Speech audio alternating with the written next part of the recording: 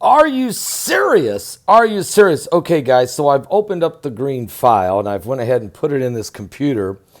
And I want to share just a little bit with you, but what we've done, of course, you guys know if you went to the Cincinnati conference, the amazing conference that it was, the information from Clyde Lewis was just tremendous, giving you the background of Nibiru, Planet X, as it was recorded by written down by Immanuel Velikovsky and his great writings that he researched from the Peruvian ancient manuscripts, the Mayan Indians, the Hopis, the North American Indians, the Asians, the age of the pharaohs, and even from the Torah in the Bible, in the Old Testament.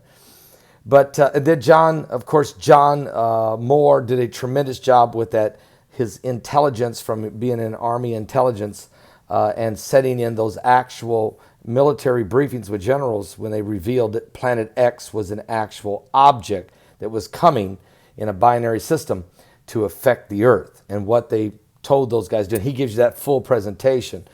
And Stephen Ben-Hanun then brought the green file, what we call the little green file from the NASA scientists, and all of the information there, which is quite complex. And I have that file, and I just tonight decided to open it. I've been digging. I have information here I want to share, and I just did a Patreon video where I actually read quite a bit of this information. So we're revealing a little bit of the unveiling of the green file from my perspective, or from a layman's perspective. Certainly I'm not a scientist, but there's some real fascinating information because it's different than what we've been hearing on the internet, out on YouTube world, and all the different people trying to put their 2 cents into this thing. This is from the scientists themselves, from NASA.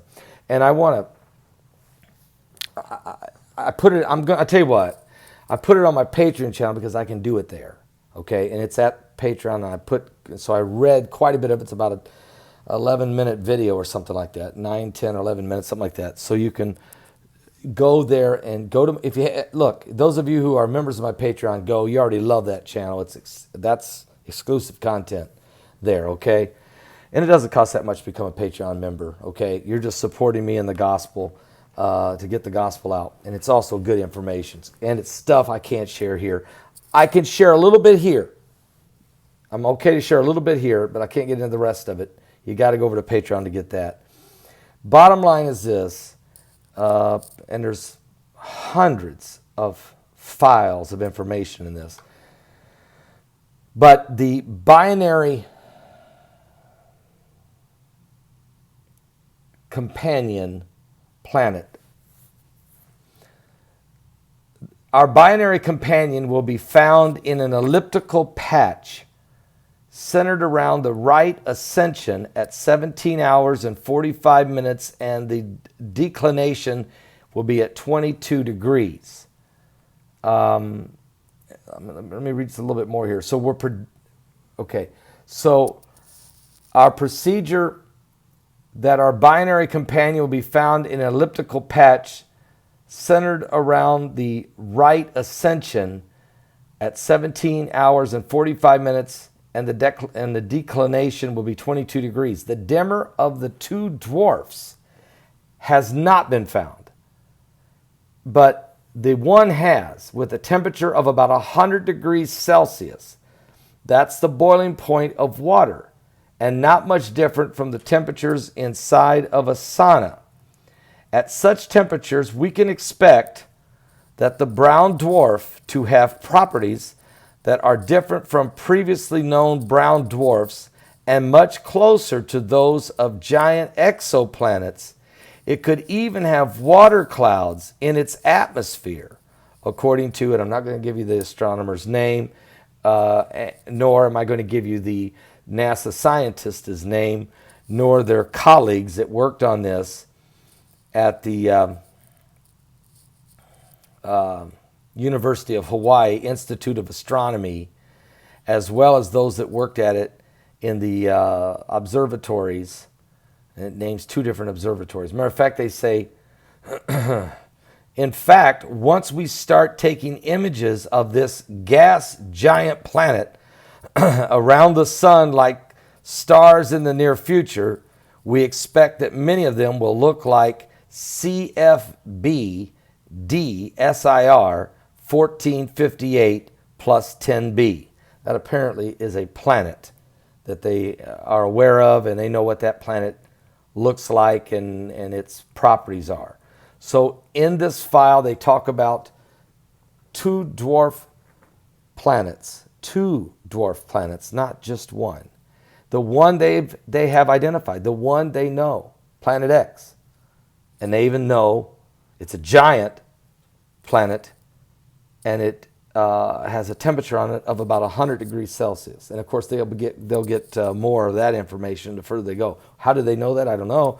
But there's a lot of information here, and then so I'm going to be. We will bring more of that forward. Okay. So that's all I want to share on this one right now. There is a date in here of an estimated arrival, and they have a reasoning for that.